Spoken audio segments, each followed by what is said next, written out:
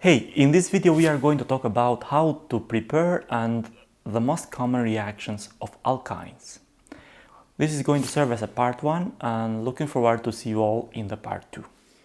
Let's start first with preparation of alkynes. The first method is halogenation dehydrohalogenation. We can start from a double bond, that is an alkane, and treat them with bromine, and you are going to yield first an halogenated product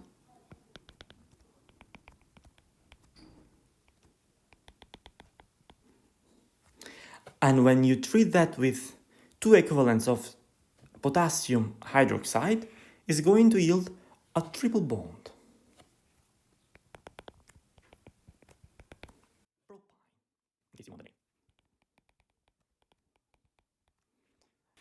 Another way to prepare the alkynes is by using vinylic halides. Vinylic halides means that the halogen is connected directly to the carbon that contains a double bond. And is treated with a strong base such as sodium amide, followed by the acidic treatment, and is going to yield again a triple bond. Let's move now to the reaction of alkynes. First we have addition of HX. X means halogen, chlorine and bromine. Occurs according to Markovnikov rule. So, if you treat this simple alkyne with one equivalent of hydrogen bromide in ether as a solvent, is going to yield a product that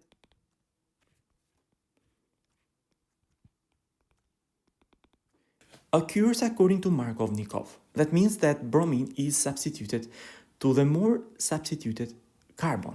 And if we treat that with another equivalent of hydrogen bromide, is going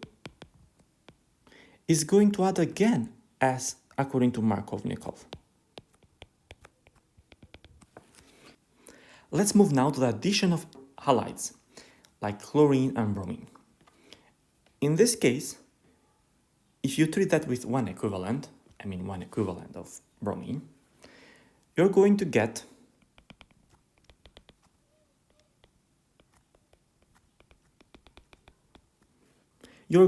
the substitution of two bromines. And still remains a double bond. If you treat with another equivalent of bromine, you're going to get the full substitution with halogens to the triple bond.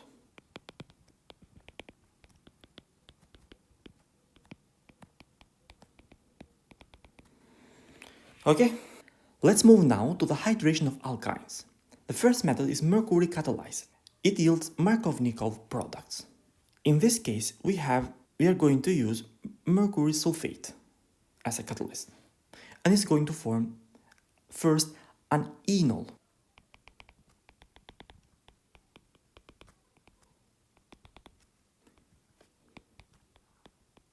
Tautomer. That is less favored and undergo tautomerisation and converted to a ketone.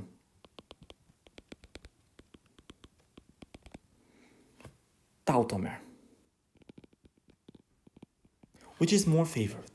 In contrast with alkenes, oxymercuration does not need treatment with sodium borohydrate to remove the mercury. The acidic reaction conditions alone are sufficient to affect replacement of mercury by the hydrogen.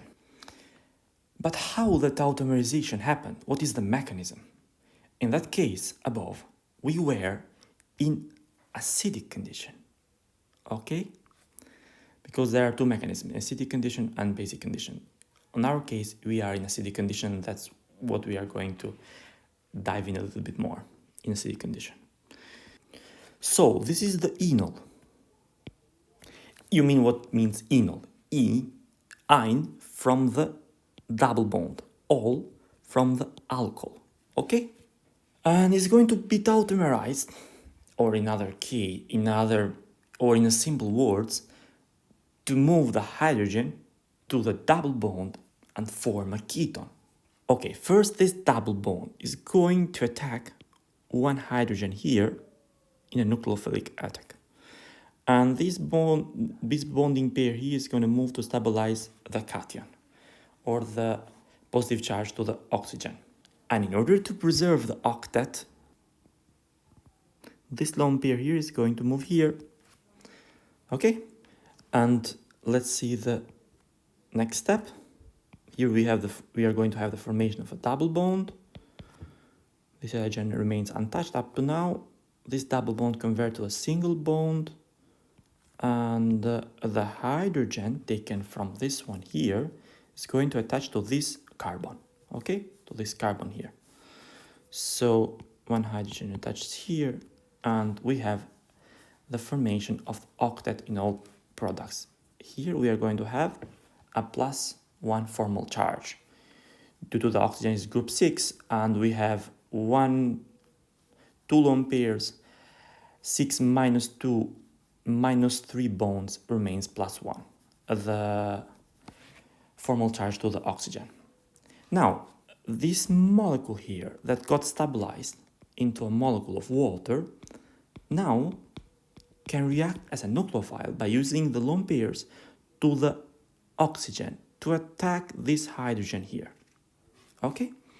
And this hydrogen here moves this bonding pair here to the oxygen to stabilize the positive charge. And what happened? As a final product, you're going to have a ketone. Okay? This is the mechanism of tautomerization. Okay, in acidic medium, be careful.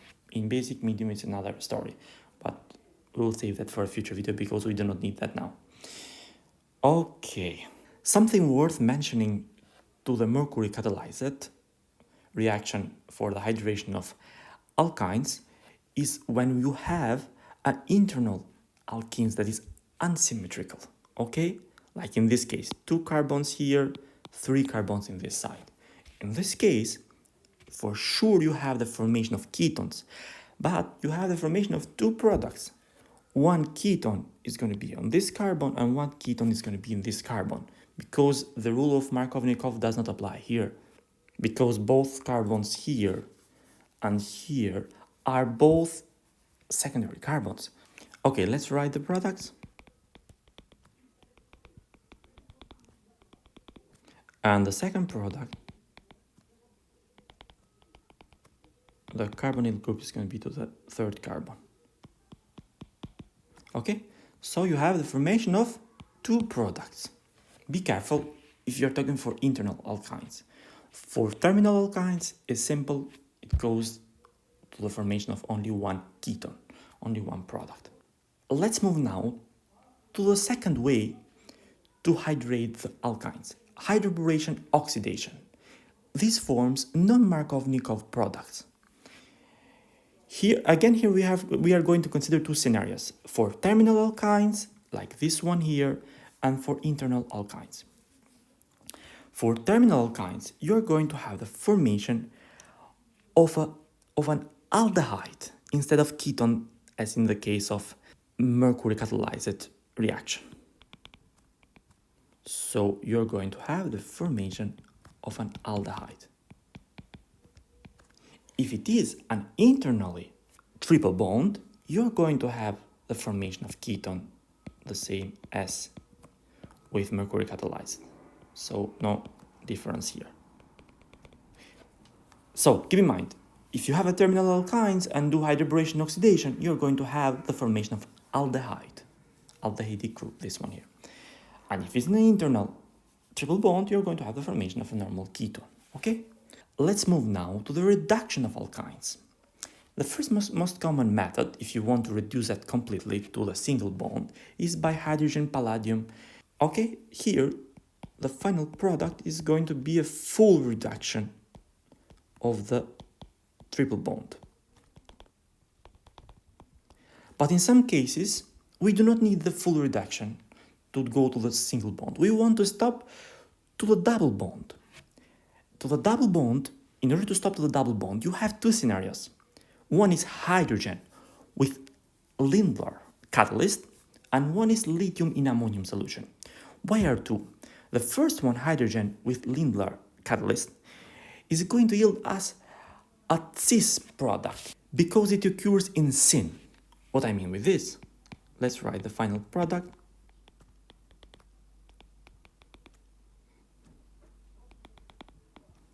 As you can see, both hydrogens adds in syn on the same face to the double bond. So, to the triple bond, sorry. So you are going to have a cis product. But in some scenarios, you want to have a double bond in trans scenario. So in order to have in trans, you're going to use lithium as a catalyst in ammonium solution. So in this case, one hydrogen adds here and one hydrogen adds on the other side, and we have a trans product. Depends on what your synthetists want, okay? Be careful. Again, reduction of alkynes. Hydrogen palladium, reduce that completely to a single bond.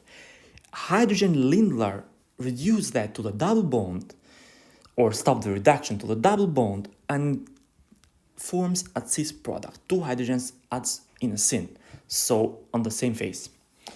And if you want a trans product of the double bond, you're going to use lithium in ammonium solution. Okay, these are the three most common scenarios to reduce the alkynes. The final reaction that I want to discuss on this part 1 for reaction of alkenes is oxidation, cleavage of alkynes. Not so useful, just for completeness, in case you want to any kind of exercise that requires to break the triple bond. So the final product for terminal alkynes, like this one here, is going to be a carboxylic acid, because you're going to break the double bond here, and the remaining CH is going to form carbon dioxide. Okay, for terminal alkynes, even with ozone in zinc treatment, followed by zinc treatment, or in potassium permanganate, the same products. Okay, so now in case that you have internal alkynes, you're going to form in both sides carboxylic acids. Okay, so these are going to be the final products. Carboxylic group plus, again, another carboxylic product. Okay, these are the final products. Thank you so much for watching. Look forward to see you in the part 2. Bye. Thank you.